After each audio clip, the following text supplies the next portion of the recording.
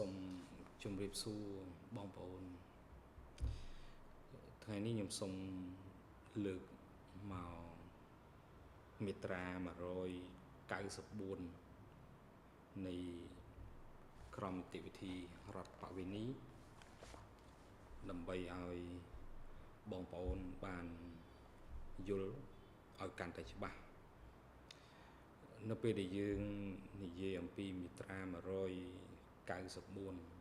នៃក្រមរដ្ឋបវេនីនៃក្រមនីតិវិធីរដ្ឋបវេនីគឺយើងនិយាយអំពីអញ្ញាអស់ជំនុំ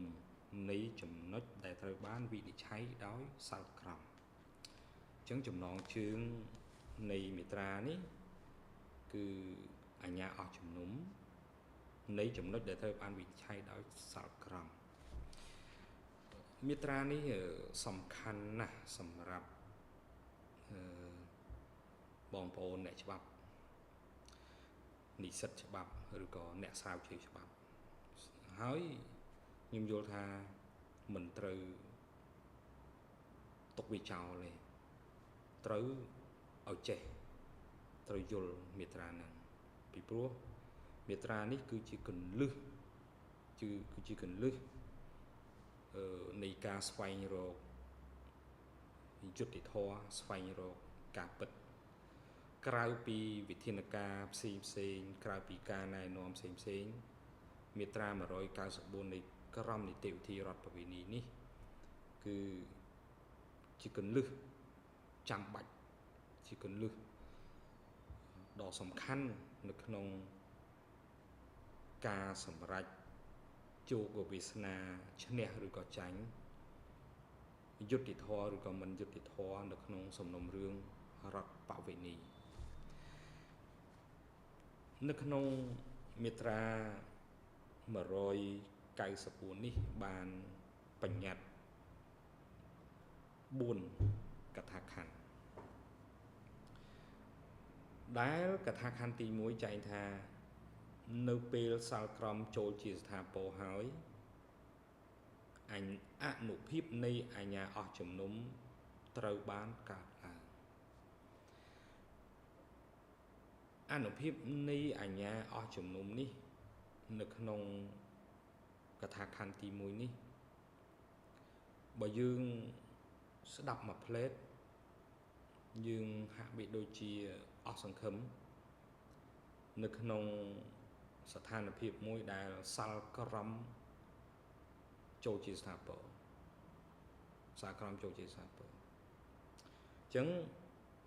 អស់សង្ឃឹមចូលជាស្ថាពរវាមានអញ្ញាអស់ជំនុំទៅហើយប៉ុន្តែកថាខណ្ឌទី2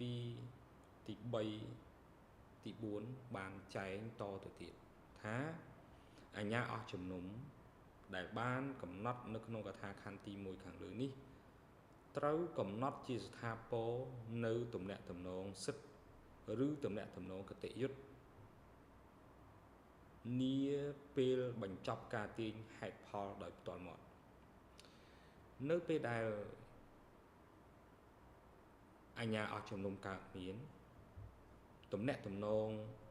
សិទ្ធិទំនាក់ទំនងសិទ្ធិរវាងបុគ្គល A និងបុគ្គល B នៅលើដីឬក៏នៅលើទ្រព្យឬក៏នៅលើវត្ថុណាដែលមានតម្លៃណាមួយគឺមានន័យថាជាទំនាក់ទំនងស្ថាពរលែងមានការតវ៉ាឬក៏តវ៉ាអត់បានឬក៏ថ្លោះសិទ្ធិទាំងអស់ហើយអាចជាទំនាក់ទំនងគតិយុត្តជាទំនាក់ទំនងគតិយុត្តស្ថាពរអញ្ចឹងពាក្យច្បាប់នៅក្នុងបញ្ញត្តិកថាខណ្ឌទី2នេះគឺជាពាក្យគន្លឹះទាំងអស់ស្អីគេកំណត់ជាស្ថាពរនៅទំនាក់ទំនងនៃសិទ្ធិឬក៏កំណត់ជាស្ថាពរនៅទំនាក់ទំនងគតិយុត្តអញ្ចឹងពាក្យនេះគឺដាច់ខាតត្រូវតែមានការស្រាវជ្រាវឲ្យបានច្បាស់ហើយបើតាមខ្ញុំស្រាវជ្រាវពាក្យនេះគឺមានពន្យល់នៅក្នុង ច្បាប់ស្ដីពីការអនុវត្តក្រមរដ្ឋបវេនីចឹងសូមអ្នកស្រាវជ្រាវច្បាប់អាចទៅមើលពាក្យនេះនៅក្នុងការនិយាយពន្យល់នៅក្នុងច្បាប់ស្ដីពីការកំណត់ច្បាប់ស្ដីពីការអនុវត្តក្រមរដ្ឋបវេនីកថាខណ្ឌទី3ចាំបាច់ណាស់ចាំបាច់យ៉ាងម៉េចទំហំនៃអាជ្ញាអស់ជំនុំដែលបានកំណត់នៅក្នុងកថាខណ្ឌទី1ខាងលើនេះមានត្រឹមតែទំហំដែលបានវិនិច្ឆ័យនៅក្នុងសេចក្តីសម្រេចបញ្ចប់ចំពោះការទាមទារដែលបានសុំដោយពាក្យបណ្ដឹងឬពាក្យបណ្ដឹងតបតែប៉ុណ្ណោះហើយអនុភាពនៃអាជ្ញាអស់ជំនុំនេះមិនអាចកើតទៅលើសេចក្តីវិនិច្ឆ័យក្នុងសំអាងហេតុនៃសាលក្រមទេកថាខណ្ឌទី3បញ្ញត្តិច្បាស់ណាស់នៅក្នុងសាលក្រមយើងមានសំអាងហេតុនិងសេចក្តីវិនិច្ឆ័យបញ្ចប់អញ្ចឹងអាជ្ញាអស់ជំនុំកើតមានតែសេចក្តីវិនិច្ឆ័យបញ្ចប់ប៉ុន្តែសំអាងហេតុនេះគឺនៅតែអាចតវ៉ាបានហើយសំអាងហេតុនេះគឺមិនអាចចូលជាស្ថាពរទេពីព្រោះឬក៏មិនអាចកើតមានអាជ្ញាអស់ជំនុំទេកថាខណ្ឌទី3បានបញ្ជាក់តាមរយៈមាត្រា194នៃក្រមនីតិវិធីរដ្ឋបវេនីសំណួរសួរថាបើសិនជាសំអាងហេតុរបស់ចៅក្រមរបស់តុលាការមិនមានអាជ្ញាអស់ជំនុំតើវាជាកម្មវត្ថុអីវាគឺកម្មវត្ថុនៃការប្តឹងតវ៉ាវាគឺជាកម្មវត្ថុនៃការប្តឹងឲ្យជំនុំជម្រះសាជាថ្មីប៉ុន្តែសេចក្តីវិនិច្ឆ័យរបស់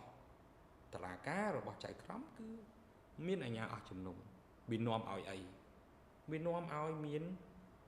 ការអនុវត្តដោយបង្ខំការអនុវត្តដោយបង្ខំបើសិនជាអនុវត្តរួចហើយគេហៅថាអាជ្ញាអស់ជំនុំដោយសារធាតុអញ្ចឹងវាមិនអាចសើឬវាមិនអាចជំនុំជម្រះសាជាថ្មីបានវាមិនអាចធ្វើអីបានមិនមែនទេតាមរយៈមាត្រា194កថាខណ្ឌទី3នេះគឺរំលឹកថាការអនុវត្តដោយបង្ខំរួចហើយក៏ជាការអនុវត្តមួយមានលក្ខណៈបណ្ដោះអាសន្នដដែលពីព្រោះប្រសិនបើអាជ្ញាអស់ជំនុំនៅក្នុងការសម្អាងហេតុដែលជាកម្មវត្ថុនៃការប្តឹងតវ៉ា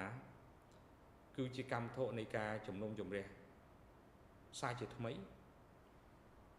គឺនាំឲ្យមានការកែប្រែនៅសាលក្រមដែលជាលិខិតអនុវត្តនោះអញ្ចឹងប្រសិនបើមានការកែប្រែមានវានាំឲ្យមានបដិទានទៅរកស្ថានភាពដើមវិញស្ថានភាពដើមវិញអញ្ចឹងគឺត្រូវបដិទានវិញប្តឹងឲ្យមានការបដិទានវិញប្រសិនបើយើងរកឃើញអំពីការសម្អាងហេតុអញ្ចឹងខ្ញុំទៅមើលការបញ្យលនៅក្នុងនេះគេដាក់បញ្យលថាគេដាក់បញ្យល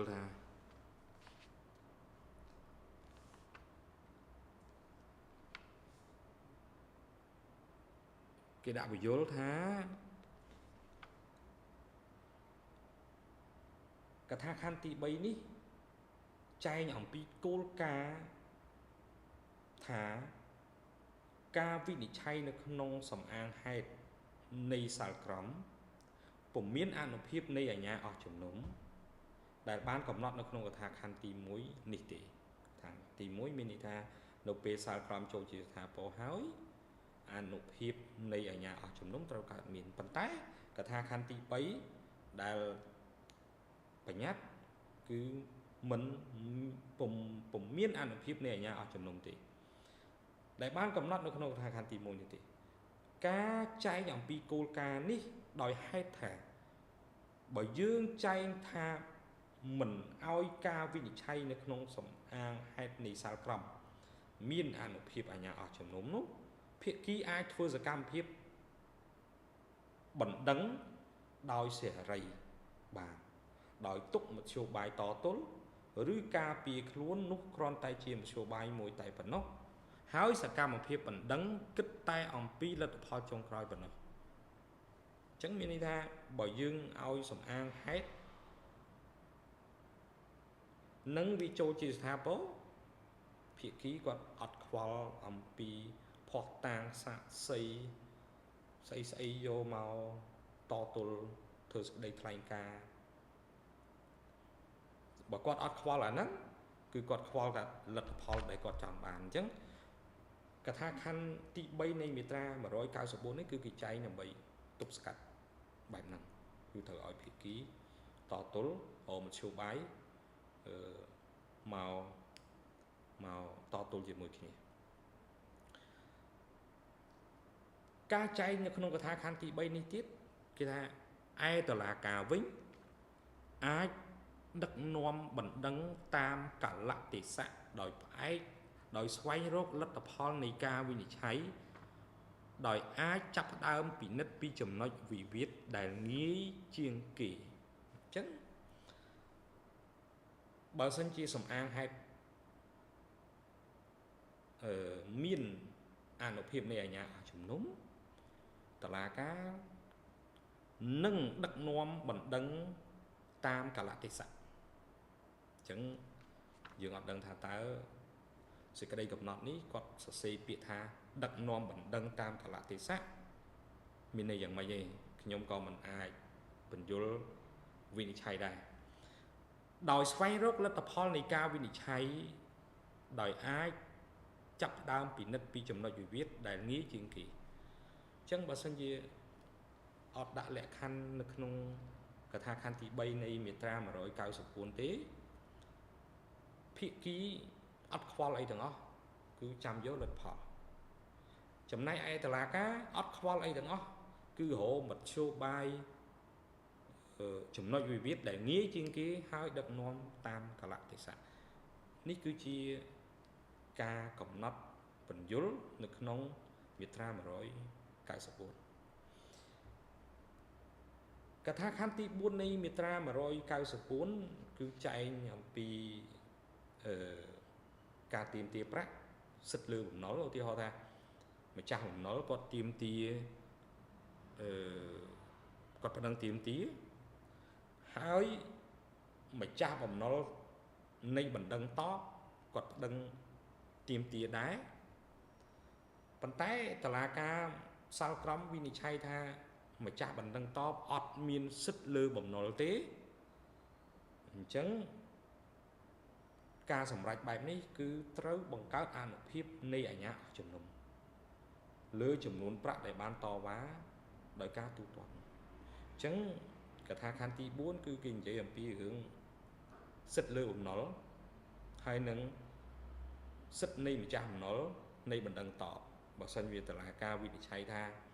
អត់មានសិទ្ធិលើបំណុលទេអញ្ចឹងអាហ្នឹងគឺអាជ្ញាអស់ជំនុំហើយអាជ្ញាអស់ជំនុំអញ្ចឹងអាជ្ញាអស់ជំនុំយើងអាចមានន័យថាមិនអាចតវ៉ាបាន